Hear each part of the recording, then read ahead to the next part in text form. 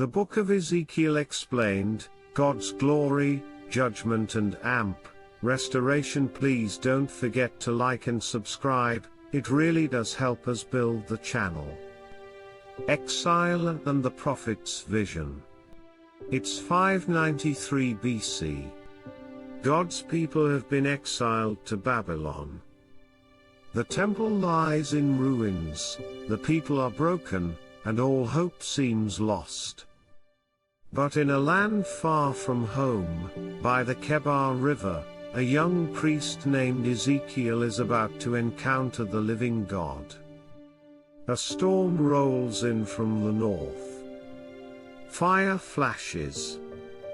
Wheels within wheels spin with light and thunder. Above it all, a throne. And upon the throne, the glory of God. Ezekiel falls face down.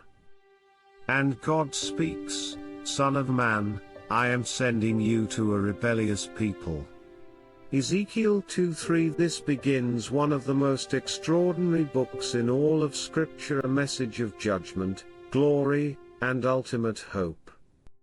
Welcome to the Book of Ezekiel Explained. The Call of the Prophet, chapters 1-3. Ezekiel is called not just to speak, but to live the message. God gives him a scroll and commands him to eat it. When he does, Ezekiel says, "It was sweet as honey in my mouth." Ezekiel 3:3. It's a symbol, God's word must become part of him before he can proclaim it. But God warns him, most people won't listen.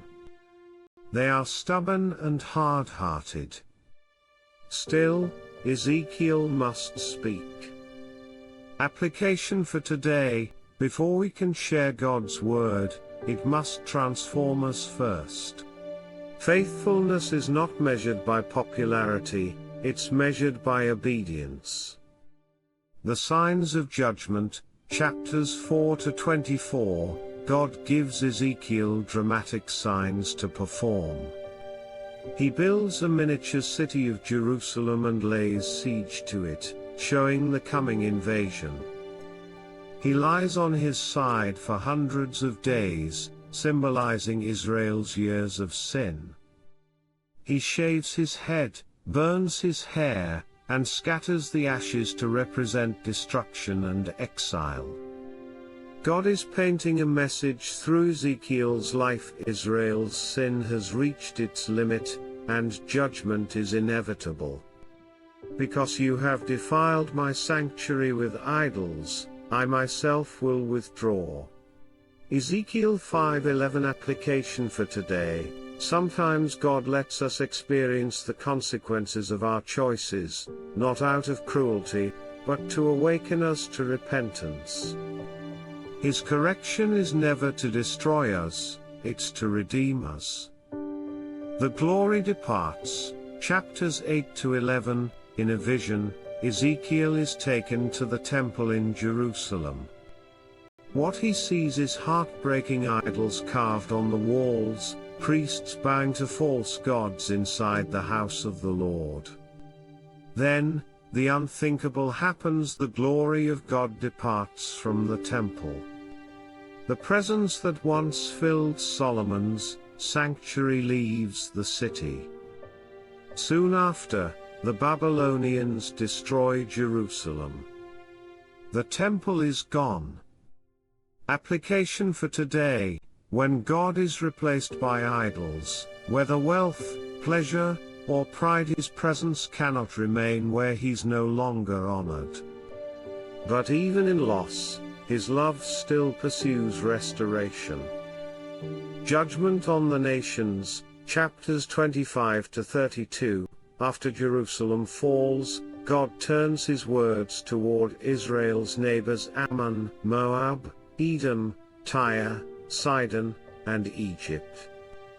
Each had mocked or oppressed God's people, and now God declares judgment on them too. Why? Because he is Lord over all nations, not just Israel. Application for today: God's justice isn't national, it's universal. He sees corruption, arrogance, and cruelty everywhere, and he will hold every power accountable. Even today, no empire or government is beyond his reach. Hope and Restoration chapters 33 to 39. After judgment comes hope. Ezekiel is called a watchman, a spiritual guard who warns of danger and declares the coming of mercy. Then comes one of the most powerful visions in all Scripture: the valley of dry bones. The hand of the Lord was upon me, and he set me in the middle of a valley full of bones. Ezekiel 37:1. God asks, "Son of man, can these bones live?" Ezekiel answers, "Sovereign Lord, you alone know." Then God commands him to prophesy, and as he speaks, the bones begin to rattle. Flesh forms. Breath enters. And a vast army stands alive again. This is a symbol of Israel's resurrection. A nation that seemed dead will live again by the Spirit of God. Application for today: no situation is too hopeless for God. Even when everything looks lifeless, faith, marriage, purpose, God can breathe life again. He still revives dry bones today. The new temple and amp, the glory returns, chapters 40 to 48. Ezekiel's final vision is breathtaking. A new temple rises from the dust. Every gate, wall, and room is described in detail, a symbol of order, purity, and divine perfection. Then, Ezekiel sees the climax: the glory of the Lord entered the temple through the gate facing east. Ezekiel 43:4. The glory that once left Jerusalem now returns. The book ends with this promise: "And the name of the city from that time on shall be, the Lord is there." Ezekiel 48:35.